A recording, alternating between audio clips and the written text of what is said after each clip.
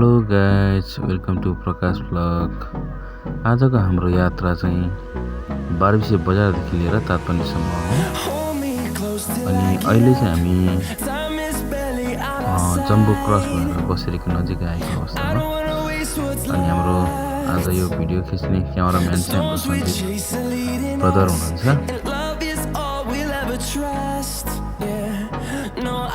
दृश्य एकदम रमाइलो छ, हेर्न रमाइलो लाग्ने मौसम राम्रो छ।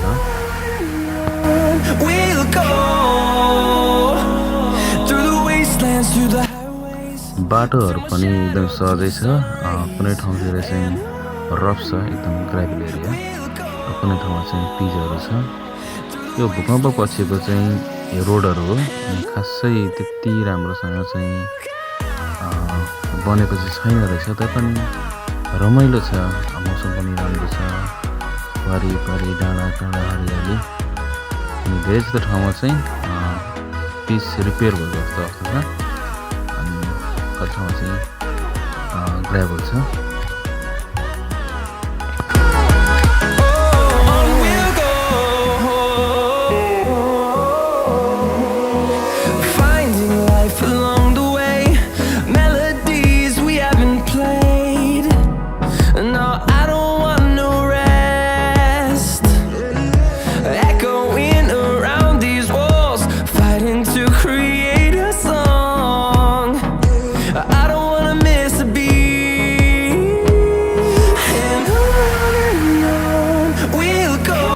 हाम्रो यात्रा एकदमै रमाइलो हुँदैछ, एकदमै सुन्दर छ।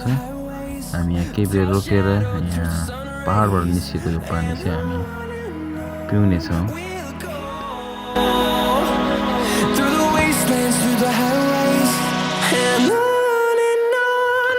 गाउँघरको पानी चाहिँ यस्तै हुन्छ, पहाडबाट निस्केको हुन्छ है। कोही ठाउँमा पाइप लगाएर, कोही ठाउँमा चाहिँ यस्तो यो बाँसको लगाएर। अनि यसमा फिल्टरको आवश्यकता पर्दैन, किनकि पानी सफा हुन्छ अनि मिठो हुन्छ, पानी पनि चिसो मिठो।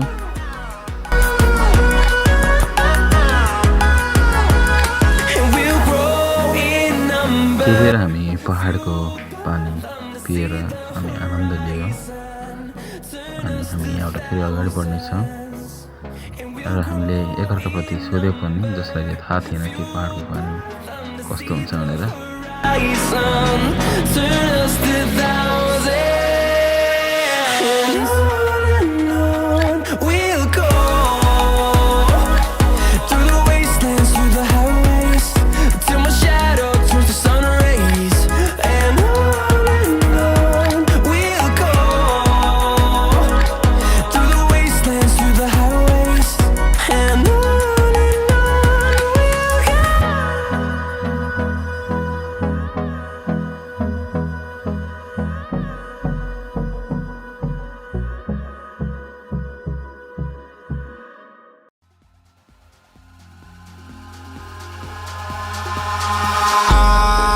In the sky, gazing far into the night. हामी खोला नाला पहाडहरूको दृश्य हेर्दै रमाइलो गर्दै दाजुभाइहरू एकअर्काप्रति कम्पिटिसन गर्दै रेसिङ गर्दै हामी अगाडि बढिरहेका छौँ।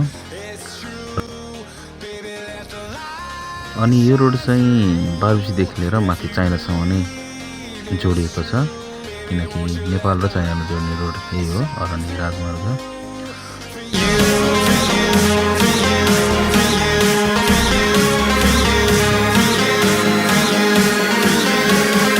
हामी जम्बू बसेरी क्रस गर्दै अहिले हामी चाहिँ नयाँ पुलको नजिक आइसकेका छौँ। केही बेर हामी यहाँ रोक्नेछौँ र यहाँ दृश्य हेर्नेछौँ। यहाँ बन्जिङ पनि हानिसक्नु भएको छ, यहाँ तल चाहिँ हामी आउँदै गर्दाखेरि चाहिँ यहाँ बन्जिङ भइसकेको रहेछ। त्यही भएर हामी यहाँ बसेर केही बेर हामी हेर्नेछौँ यो दृश्यलाई, साथीहरू इन्जोय गर्दै हुनुहुन्छ।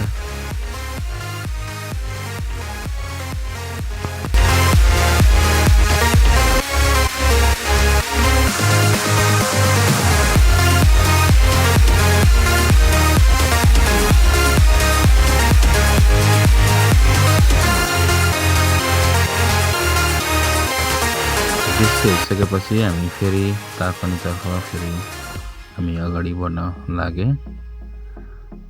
अनि बाटो ठिक छ, यहाँ पनि राम्रो छ बाटोहरू, किनभनेदेखि यहाँको बाटोहरू चाहिँ प्रायः जस्तो पानी परेपछि बाटो बिग्रिरहन्छ यहाँ चाहिँ।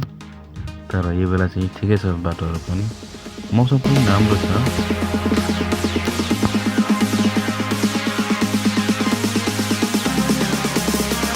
अहिले चाहिँ हामी हिन्दी क्रस गरेर हामी जिर्पुको नजिक आइपुगेका छौँ। यो पारेको डाँडा चाहिँ डुङ्नागढी डाँडा हो।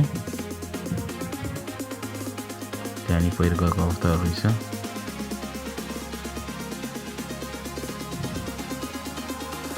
हामी एकअर्कामा रेस गर्दै अगाडि पछाडि रमाइलो गर्दै गइरहेका छौँ। ट्राभल एकदम रमाइलो भएको छ यात्रा। To the fire, but it's no use, 'cause you can't stop it from shining through. It's true, baby, let the हामी हिँड्दै गर्दा हामीले ठाउँ-ठाउँको फोटोहरू लिएका थियौँ। केही दृश्य फोटो, बोटेबसेको खोलाको तस्बिर, यो स्कुलको फोटो, यात्राहरू, र केही बेर हामी यहाँ बसेर इन्जोय गरेर फोटोहरू खिच्यौँ। यो चाहिँ डुङ्नागढी जाने बाटोको पुल हो। यो चाकुको ओह्रालो।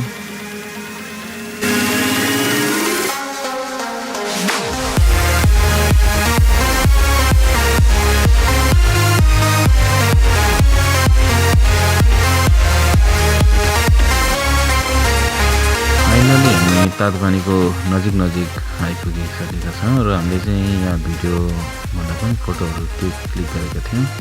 र तातोपानीको अवस्था अलि यस्तै रहेछ। यो ढुङ्गा पछिको चाहिँ यो तातोपानी हो, त्यही भएर हामी नुहायौँ, इन्जोय गऱ्यौँ। त्यसपछि हामी चाहिँ त्योभन्दा माथि झरनाको फोटोहरूको रमाइलो दृश्यको अवलोकन गर्न हामी गयौँ। भाइ बहिनीहरूसँग सेल्फीहरू खिच्दै रमाउँदै।